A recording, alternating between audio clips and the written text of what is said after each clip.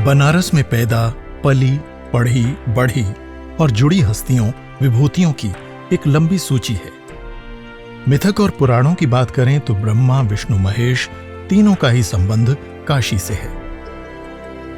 धर्म की कहें तो तीर्थंकर पार्श्वनाथ से लेकर गौतम बुद्ध और आदि शंकराचार्य जैसे लोग काशी जनपद से जुड़े रहे हैं। और इतिहास की बात करें तो सम्राट अशोक, कुषाण, हर्षवर्धन से लेकर मोहम्मद गौरी, कुतुबुद्दीन ऐबक, सिकंदर लोधी, हुमायूं, अकबर, शाहजहां, औरंगजेब और फिर Warren Hastings, Cornwallis, Francis Hastings जैसे कितने और कितनी तरह के लोग बनारस की तस्वीर और तकदीर बनाते मिटाते रहे। 19वीं और 20वीं सदी में तो 20 विभूतियों ने बनारस की धरती को सुशोभित किया, किंतु सदियों लंबी इस सूची से कुछ लोगों के नाम को काशी कभी नहीं भूल पाएगा।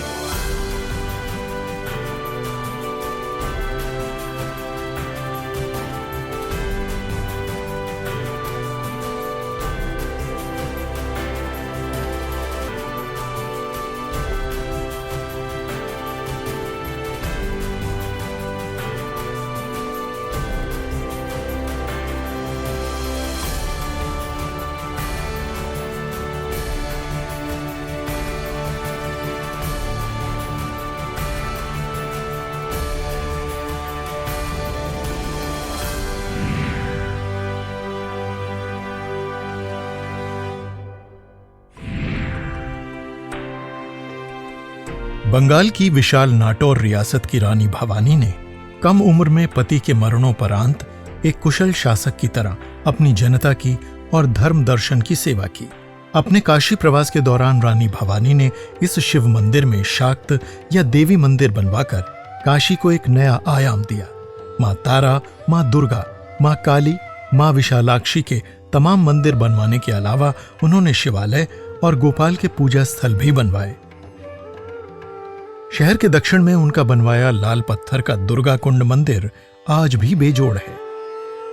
साथ ही पंचक्रोशी परिक्रमा के मार्ग पर तीर्थयात्रियों की सुविधा के लिए रानी ने विश्राम चौकियां और तालाब कुएं भी बनवाए और हजारों छायादार पेड़ भी लगवाए।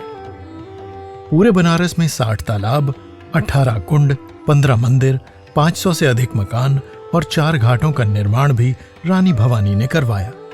कहते हैं कि मां अन्नपूर्णा के मंदिर में रानी की तरफ से प्रतिदिन 50 मन पका चावल और 8 मन भीगा चना भी गरीबों में बांटा जाता था। यूं बंगाल की रानी भवानी बनारस के लिए सचमुच देवी अन्नपूर्णा ही बन गई थीं। मालवा की महारानी अहिल्याबाई ने अपने ससुर, पति और पुत्र के देहांत के बाद संन्यास के बदले राज संभालने का निर्णय लिया और खुद फौज की अगुवाई करते हुए चुनौती देने वालों से अपनी सेना की जीत सुनिश्चित की। उन्होंने 91 से ज्यादा जगहों पर मंदिरों, मठों, कूपों, कुंडों, धर्मस्थलों और धर्मशालाओं का निर्माण करवाया, जिनमें गया, सोमनाथ, अयोध्या, मथुरा, हरिद्वार, कांची, अवंती, द्वारिका, बद्रीनाथ, जगन्नाथपुरी, रामेश्वरम और काशी जैसे तीर्थ क्षेत्र शामिल हैं। काशी पर तो अहिल्याबाई की विशेष कृपा दृष्टि थी। यहां टूट चुके मूल विश्वनाथ मंदिर की जगह मस्जिद खड़ी कर दी गई थी, पर उसी दीवार के पास ज्ञानव्यापी के इलाके में रानी ने जमीन खरीदी और पुरानी तर्ज पर ही नया विश्वनाथ मंदिर लगभग उसी जगह खड़ा कर दिया जहां वो औरंगजेब से पहले हुआ करता था। बनारस के पंडित इस मंदिर से जुड़ने से कतरा रहे थे, इसलिए अहिल्याबाई ने महेश्वर से पंडित बुलाकर विश्वनाथ मंदिर में प्राण प्रतिष्ठा करवाई। साथ ही कई घाट और गंगा पर मंदिर भी महारानी ने बनवाए। कहते हैं काशी करवट नाम का पानी में टेढ़ा झुका खड़ा रत्नेश्वर महादेव मंदिर आज भी झुककर महारानी अहिल्याबाई की अपार भक्ति और श्रद्धा को नमन करता नजर आता है।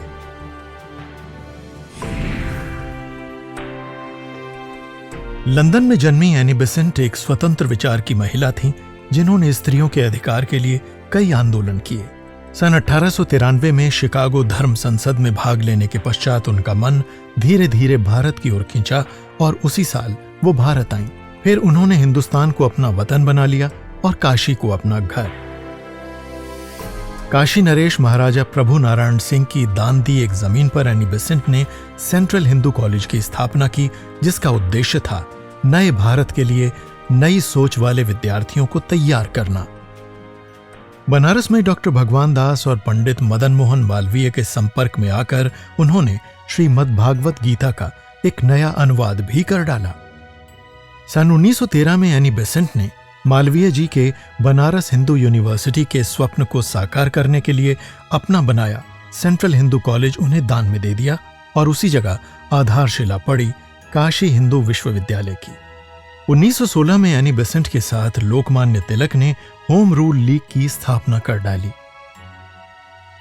अंग्रेजों से यह बर्दाश्त न हुआ और उन्होंने एनी बेसेंट को मद्रास में गिरफ्तार करके जेल में डाल दिया। अब एनी बेसेंट को कांग्रेस का अध्यक्ष बना दिया गया। 1921 में बनारस हिंदू विश्वविद्यालय द्वारा एनी बेसेंट को डीलिट की पहली मानद उपाधि प्रदान की गई। 1933 में मद्रास में जब उनका निधन हुआ तो उनकी अंतिम इच्छा के अनुसार उनकी अस्थियां बनारस लाई गईं, जहां हजारों की भावभीनी भीड़ ने उन्हें गंगा के तट पर अंतिम विदाई दी। भारतीय मन वाली विलायती माटी सदा के लिए काशी की मां गंगा में विलीन हो गई।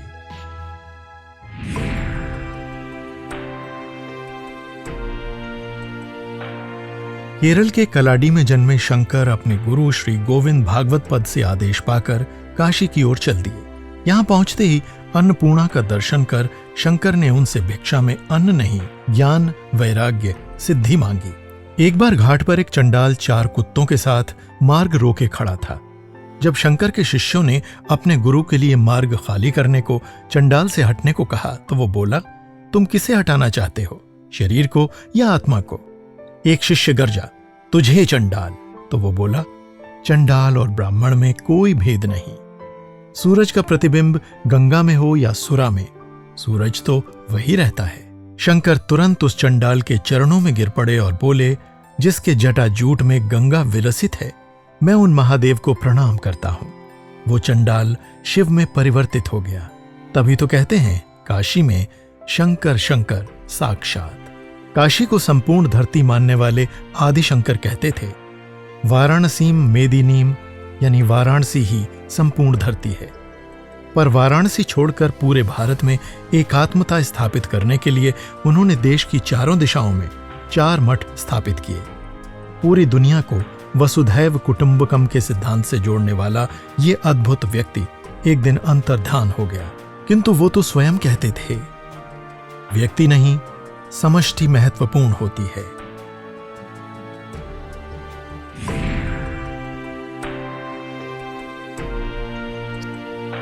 सिलहट में एक पूर्णिमा की रात जन्मे विश्वंभर मिश्र को गांव के लोग निमाई भी कहते थे, क्योंकि वो एक नीम के पेड़ के नीचे पैदा हुए थे। बच्चे की कृष्ण भक्ति और संस्कृत में उसकी विद्वत्ता देखकर लोग उसे आदर से गौरांग भी कहने लगे। पर अपने गुरु पंडित ईश्वरपुरी से मिलकर उसका जीवन ही बदल गया। अब उसके लिए वेदों, पुराणों, उपनिषदों से ज्यादा महत्वपूर्ण हो गया था श्री कृष्ण का नाम, गोविंद का भजन और हरे कृष्ण का कीर्तन। पूरी तरह से भागवत पुराण और श्रीमद् भागवत गीता में डूबकर वो वैष्णव भक्ति योग के प्रवर्तक बन गए। उन्होंने हरे कृष्ण मंत्र और 8 पदों का शिक्षा शतक पद भी रच डाला। कृष्ण के प्रेम के विभोर में नाचते हुए उनके मुखारविंद से फूटे कृष्ण भजनों पर अब सारा बंगाल थिरकने लगा था। सन 1515 के पास वो बलभद्र भट्टाचार्य और एक और ब्राह्मण के साथ जगदीशपुरी से अपने कृष्ण कन्हैया के दर्शन को वृंदावन की यात्रा पर निकल पड़े। रास्ते में वो काशी पहुंचे और मणिकर्णिका पर गंगा को देखते ही हरे कृष्ण कहते हुए गंगा में कूद पड़े। शिव शंकर की नगरी में हरे कृष्ण पुकारने वाले गौरांग रूपवान सन्यासी को लोगों ने पहचान लिया कि वो स्वयं जागृत भगवान कृष्ण का रूप चैतन्य महाप्रभु ही हैं। अगले 10 दिन तक रोज महाप्रभु सुबह मणिकर्णिका पर स्नान करने के बाद विश्वेश्वर और अन्नपूर्णा के दर्शन करते, फिर दोपहर में पंचगंगा पर स्नान करके बिंदु माधव का दर्शन कर कीर्तन करते और शाम को वरुणा के संगम पर स्नान करके आदि केशव के दर्शन के बाद हरि कीर्तन किया करते। 10 दिन काशी में बिताने के बाद वो कुंभ नहाने प्रयाग चले गए। पर वहां से उनसे आगे वृंदावन की ओर न जाया गया, क्योंकि बनारस की प्यास अभी बाकी थी। 10 दिन इलाहाबाद में बिताकर वो फिर बनारस लौट आए और अगले 2 महीने तक यहीं बने रहे। 2 महीनों के बाद जब गौरांग चैतन्य महाप्रभु वृंदावन के लिए निकले तो उन्हें कुछ गोप मट्ठा बेचने के लिए काशी की ओर जाते दिखे। उन्होंने कहा, बालक प्यास लगी है, मट्ठा पिला दो। गोप ने बिना एक पल सोचे सन्यासी को मट्ठे का पात्र पकड़ा दिया। मट्ठा पीकर महाप्रभु आगे चल दिए। अब जब गोप ने अपना घड़ा उठाया तो वो इतना भरा था कि वो उससे उठा ही नहीं। जब उसने कपड़ा हटाकर देखा तो पाया कि पूरा पात्र सोने की मोहरों से भरा था। उस दिन से आज तक सारे गोप नगर में प्रवेश से पहले अपने दूध दही मट्ठे के घड़े नीचे रखकर चैतन्य महाप्रभु को प्रणाम करते हैं और तब काशी के अंदर आते हैं। पता नहीं ये सच है या कोरी कल्पना, किंतु काशी के लोगों के चरित्र और चैतन्य महाप्रभु के उनसे प्रेम का प्रबल प्रतीक तो है ही ये कथा।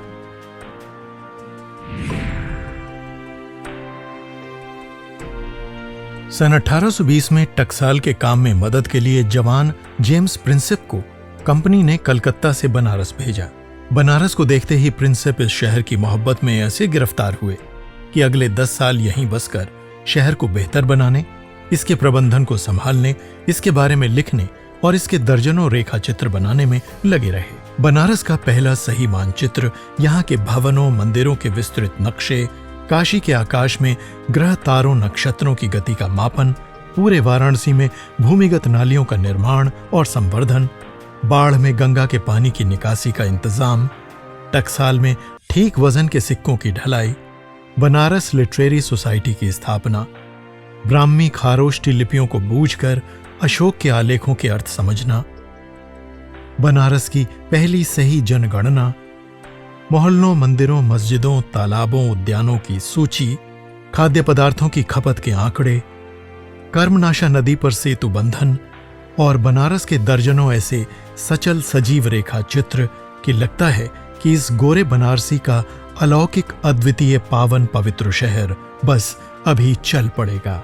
कुल मिलाकर जेम्स प्रिंसेप ने अपने प्रिय पवित्र शहर के लिए इतना कुछ किया कि बनारस उनसे कभी पूर्ण नहीं हो सकेगा।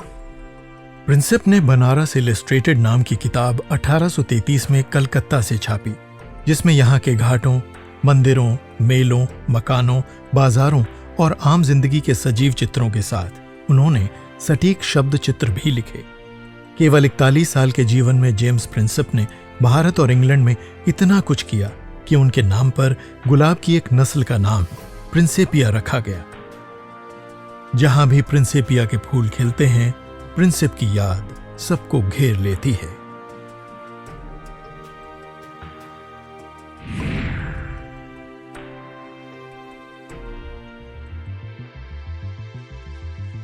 उन्नीस साल की उम्र में बंगाल इंजीनियर ग्रुप के साथ इंजीनियर बनने इंग्लैंड से भारत आए थे अलेक्जेंडर कनिंघम। आते ही 1933 में कलकत्ता में इत्तफाकन उनकी मुलाकात जेम्स प्रिंसेप से हो गई और उनके जीवन की दिशा ही बदल गई। अब इंजीनियर के काम और कंपनी के कई पदों पर रहकर सेवा के साथ पुरातत्व उनके जीवन का मकसद बन गया। कनिंघम बनारस गए और कर्नल FC मैसी के साथ सारनाथ के स्तूपों पर उन्होंने शोध शुरू कर दिया। गवर्नर जनरल के ADC के तौर पर उन्हें भारत भर में घूमने का मौका मिला और सेना के साथ काम करते हुए भी हर जगह उनकी निगाह भारत के इतिहास और पुरातत्व को जानने समझने तलाशने में लगी रहती। बनारस के बाद सांची से लेकर तक्षशिला तक उनके शोध और अध्ययन का विषय बने रहे। ये सारा काम वो खुद अपने पैसे से करते थे, पर उन्हें पता था कि इतने बड़े काम के लिए एक संस्थागत प्रयास की सख्त जरूरत थी। उनके प्रयत्नों से गवर्नर जनरल लॉर्ड कैनिंग ने 1871 में भारतीय पुरातत्व सर्वेक्षण कायम करके उसका नेतृत्व कनिंघम को ही सौंप दिया। अब तो उन्होंने भारत के पुरातात्विक इतिहास पर कई किताबें लिखी, किंतु कनिंघम से सर अलेक्जेंडर की इस यात्रा की शुरुआत हुई थी बनारस से। कहना गलत न होगा कि भारतीय पुरातत्व के पिता कहलाने वाले कनिंघम को जन्म दिया था बनारस ने।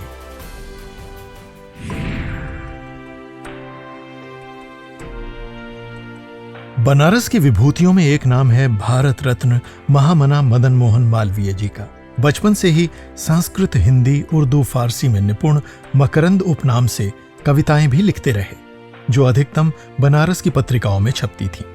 सन 1886 में हो रहे कांग्रेस के दूसरे अधिवेशन में उनके भाषण ने अध्यक्ष दादा भाई नौरोजी को प्रभावित कर दिया और इसी समय से शुरू हो गया मदन मोहन जी का राजनीतिक जीवन।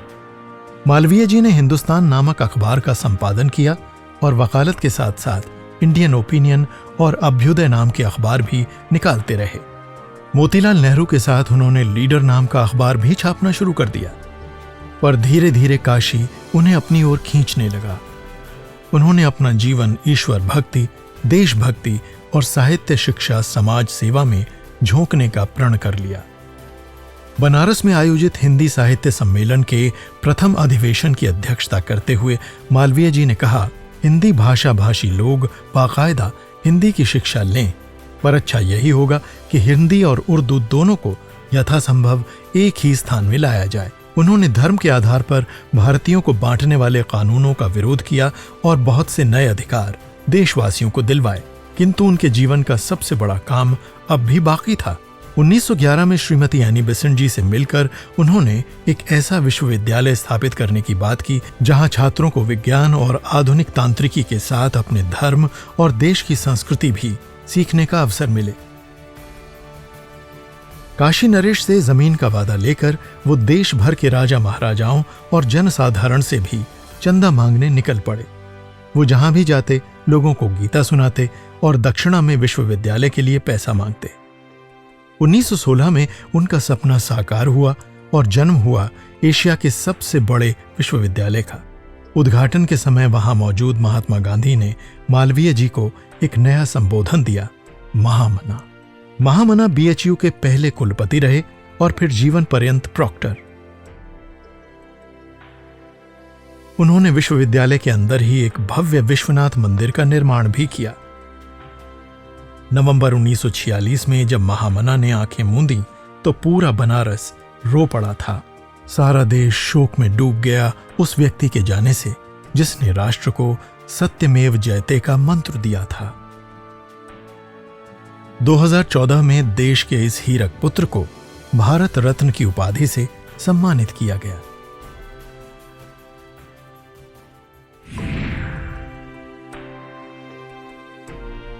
बालक सुबैया का जन्म तमिलनाडु के थिरुनेलवेली में हुआ था।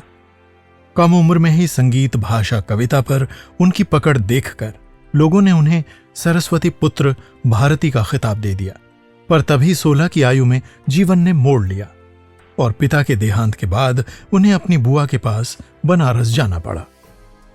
बनारस भारती के लिए बहुत शुभ साबित हुआ। यहां उन्होंने संस्कृत, वेद, उपनिषद पढ़ते हुए 32 देशी विदेशी भाषाएं भी सीख डालीं। बनारस में अध्यात्म के अलावा उन्हें स्वतंत्रता के शुरू हुए राष्ट्रीय आंदोलन को भी जानने समझने का अवसर मिला। वापस मद्रास जाकर सुब्रमण्यम भारती ने जमकर लिखने और तमिल और अंग्रेजी में कई पत्रिकाएं निकालने का काम शुरू कर दिया। इस बीच पुनः बनारस जाने पर उनकी भेंट स्वामी विवेकानंद जी की साथी सिस्टर निवेदिता से हुई। उनसे मिलने के बाद भारती ने स्त्री स्वातंत्र्य के बारे में भी जोरदार ढंग से लिखना शुरू किया। उनकी कविताओं के क्रांतिकारी तेवर देखकर उन्हें गिरफ्तार कर लिया गया। ऐसे में एनी बेसेंट की जमानत पर उन्हें छोड़ा गया। 1919 में जब उनकी भेंट महात्मा गांधी जी से हुई तो उनसे प्रभावित होकर स्वदेशी मित्रण नाम की एक और पत्रिका निकाल दी महाकवि भारतीयार ने। आधुनिक तमिल के सबसे बड़े कवि और स्वतंत्रता संग्राम के इस अनथक सिपाही ने हर विषय पर लिखा। इरोड पुस्तकालय की सीढ़ियों पर दिए गए उनके अंतिम भाषण का विषय था, मनुष्य अमर है। इसमें संदेह नहीं कि काशी वाराणसी का ये विलक्षण विद्यार्थी सुब्रमण्य भारती सचमुच अमर है।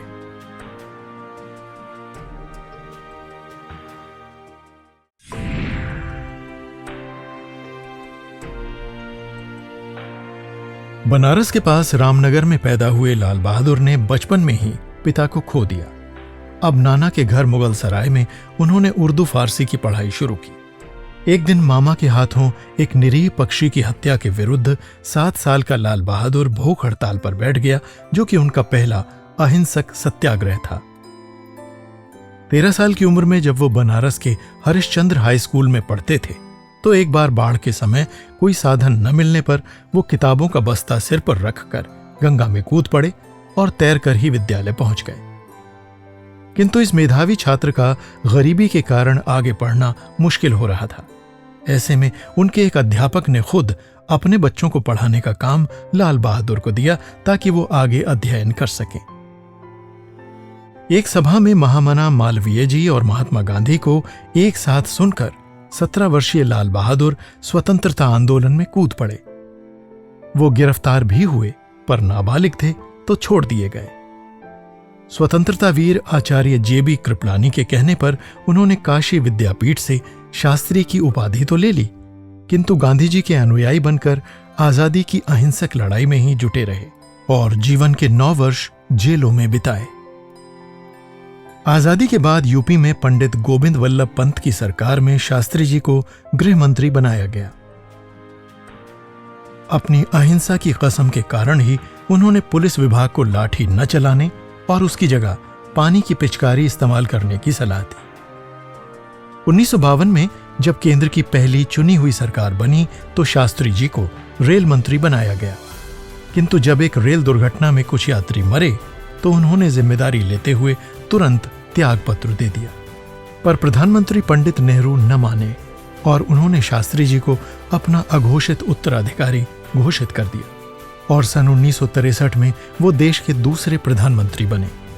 इस संकट काल में जब देश अनाज की कमी, भाषा के आंदोलनों और पाकिस्तान की सैनिक धमकियों से जूझ रहा था, शास्त्री जी ने जय जवान जय किसान का नारा दिया और देश के अंदर हरित क्रांति की शुरुआत की। बनारस के इस बहादुर लाल बहादुर शास्त्री को देश आज भी प्रणाम करता है। यदि वो कुछ दिन और जी गए होते तो शायद भारत का इतिहास कुछ और ही होता।